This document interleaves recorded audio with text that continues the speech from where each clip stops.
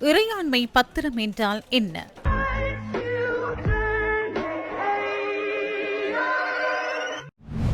இறையாண்மை பத்திரங்கள் அரசாங்கத்தின் நிதி தேவைகளை பூர்த்தி செய்வதற்கான ஒரு வழியாகும். அரசாங்கத்தின் பொறுப்பின் கீழ் சர்வதேச திறந்த சந்தையிலிருந்து கடன் பெறும் முறை. குறிப்பிட்ட கால வரையறைக்குள் முதிர்வு நேரத்திற்குள் பெறப்பட்ட முழுத்தொகை ஒப்புக்கொள்ளப்பட்ட வட்டி மீள செலுத்தப்பட வேண்டும். 2007 ஆண்டின் பின்னர் சர்வதேச திறந்த சந்தையில் நாம் இந்த முறையின் கீழ் கடன் பெற்றுள்ளோம். தற்போது இலங்கை திருப்பி செலுத்த வேண்டிய இறையாண்மை பத்திரங்களின் பெறுமதி 12.5 பில்லியன் அமெரிக்க டாலர்களாகும். இந்த கடனை 2022 ஆண்டு ஏப்ரலில் இருந்து செலுத்துவதில்லை. இறையாண்மை பத்திரங்களை திருப்பி செலுத்த என்ன செய்யப்படுகின்றது? நிதி அமைச்சின் கூற்றுக்கமைய நாம் 10 தரப்புகளிடமிருந்து 50% இறையாண்மை பத்திரங்களை கடனாக பெற்றுள்ளோம். இந்த 10 தரப்புகளில் 9 தரப்புகள் அடங்கிய வழிகாட்டல் குழு ஒன்று உள்ளது. அண்மையில் இரு தரப்பினராலும் நியமிக்கப்பட்ட மத்தியஸ்தர்களை உள்ளடக்கிய பல சுற்று பேச்சுவார்த்தைகள் லண்டனில் நடத்தப்பட்டன. இந்த கலந்துரையாடல்கள் தொடர்பிலான தகவல்களை வெளியிடுவதில்லை என்ற அடிப்படையில் அவை இடம்பெற்றன. இணங்கிய காலப்பகுதி நிறைவடைந்த நிலையில் நிதி அமைச்சு இதன் முன்னேற்றம் தொடர்பில் நேற்றிரவு அறிக்கையொன்றை வெளியிட்டது. முன்வைக்கப்பட்டுள்ள பரிந்துரைகள் என்ன?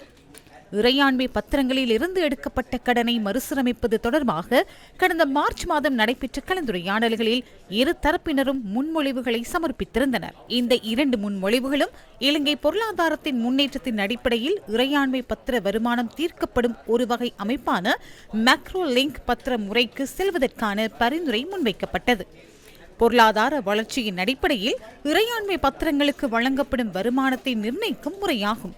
இங்கு கடனின் முழு தொகையில் 30% செலுத்த வேண்டிய வட்டி தொகையில் 20% குறைக்க இலங்கை முன்மொழிந்தது. எனினும் இந்த தொகையை குறைப்பதற்கு சர்வதேச இறையாண்மை பத்திரம் வைத்திருப்பவர்கள் ஒப்புக்கொள்ளவில்லை.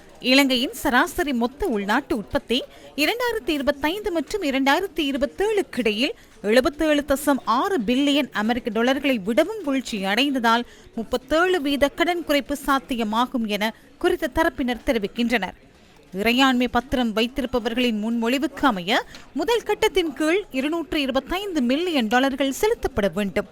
பொருளாதார வளர்ச்சி இலக்குகளை அடைவதன் அடிப்படையில் பெயரளவிலான மதிப்பில் 28% குறைப்பதற்கு அவர்கள் தமது இணக்கத்தை தெரிவித்திருந்தனர். இறையாண்மை பத்திர உரிமையாளர்களிடமிருந்து வேறு ஏதேனும் பரிந்துரைகள் உள்ளனவா? ஆளுகை செயல்முறை தொடர்பான முன்னேற்றத்தின் அடிப்படையில் ஒரு அமைப்பிலிருந்து பயனடைவதற்கான மறுசீரமைப்பு முன்மொழிவும் சமர்ப்பிக்கப்பட்டுள்ளது. இது கவர்னன்ஸ் லீசிங் பாண்ட் என அழைக்கப்படுகின்றது. சர்வதேச நாணய நிதியத்தின் நிர்வாக மதிப்பீட்டு அறிக்கையில் அடையாளம் காணப்பட்ட ஊழலை ஒழிப்பதற்கான முன்மொழிவுகளை நடைமுறைப்படுத்துவது உள்ளிட்ட நல்லாட்சி கொள்கைகள், சுற்றுச்சூழல், பொருளாதார இலக்குகளின் வெற்றியின் அடிப்படையில் பொருளாதார வளர்ச்சியை கருத்தில் கொண்டு இறையாண்மை பத்திரத்தை நிர்ணயிப்பதே முறையாகும். சர்வதேச நாணய நிதியத்தின் வரி, வருமான இலக்குகளை எட்டுவது உள்ளிட்ட விடயங்களும் இங்கு பரிசீலிக்கப்படுகின்றன. சமர்ப்பிக்கப்பட்டுள்ள யோசனைகள் தொடர்பில் இணக்கப்பாட்டை பெற்றுக் கொள்வதே தற்போதுள்ள தேவையாகும். எனினும் இது தொடர்பில் எதிர்காலத்தில் தொடர்ந்தும் கலந்துரையாடப்பட உள்ளது.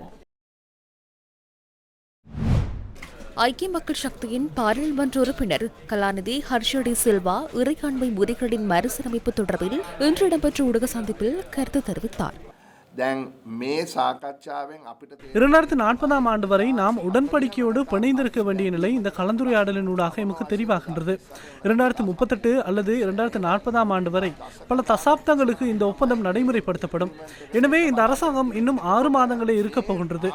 2040 ஆண்டு வரை இந்த அரசாங்கம் உடன்படிக்கையை ஏற்படுத்திக் கொள்ளுமானால் அரசாங்கம் அதற்கு அப்பால் சென்று எதிர்க்கட்சி நிலைப்பாட்டையும் இணைத்துக் கொள்வதை சிறந்தது என நாம் நம்புகின்றோம். நாட்டின் பொருளாதாரம் வளர்ச்சியடையும் வகையில் தமது மறுசீரமைப்புக்கான முன்வடிவை சமர்ப்பித்துள்ளதாக கடன் வழங்குனர்கள் முன்பு கூறியிருந்தனர். நாட்டின் மொத்த உள்நாட்டு உற்பத்தி அமெரிக்க டாலர்களில் கணிக்கப்பட்ட சில தரவுகள் எம்மிடம் இருக்கின்றன. 25%, 27%, 28% என்ற வகையில் IMF-இன் ஒப்பந்தத்தில் இருக்கின்றன. மொத்த உள்நாட்டு உற்பத்தி இந்த வீதத்தை விடவும் அதிகமாக இருந்தால் அந்த லாபத்தின் பெரும்பகுதியை தமக்கு வழங்க வேண்டும் என அவர்கள் கூறுகின்றனர். நான் கூறும் விடயம் புரிகின்றதா?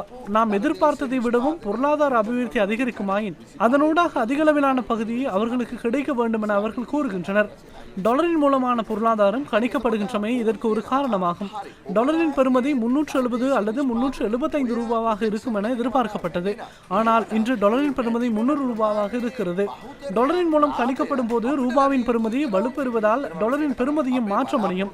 நாடு என்ற வகையில் அவர்களின் பிரதான முன்மொழிவான மறுசீரமைப்பானது நாட்டின் பொருளாதார அபிவிருத்தியோடு தொடர்புபட்டிருக்க வேண்டும் என்ற பிரதான நிலைப்பாட்டுக்கு இணங்கியுள்ளமையே அந்த அறிக்கையிலிருந்து எமக்கு தெளிவாகின்றது. ஆனால் அது அவ்வாறு முழுமையாக இடம்பெற வேண்டும் என்பதை நாம் நம்பவில்லை. ஏதாவது ஒரு வீதத்தில் நாட்டின் பொருளாதார வளர்ச்சி வேகத்தோடு தொடர்புபடுவதில் பரவாயில்லை. ஆனால் அது 100க்கு 100 வீதம் இன்றைக்கும் நாளைக்கும் நாட்டை நிர்வகிக்கும் அரசாங்கத்துக்கு எதிர்மறையான தாக்கத்தை ஏற்படுத்தும் என்றே நாம் கூறுகின்றோம்.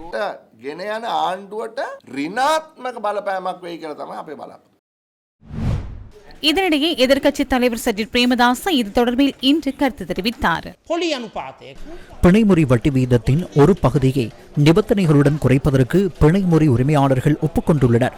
அவ்வாறாயின் அந்த நிபந்தனைகள் எவை? 1. நாட்டின் நல்லாட்சி இடம்பெற வேண்டும். அதேபோன்று ஊழலை இல்லாதொழிக்கும் பொறிமுறை பலம் மிக்கதாகவும் கால அட்டவணைக்கு அமைவாகவும் செயற்படுத்தப்பட வேண்டும்.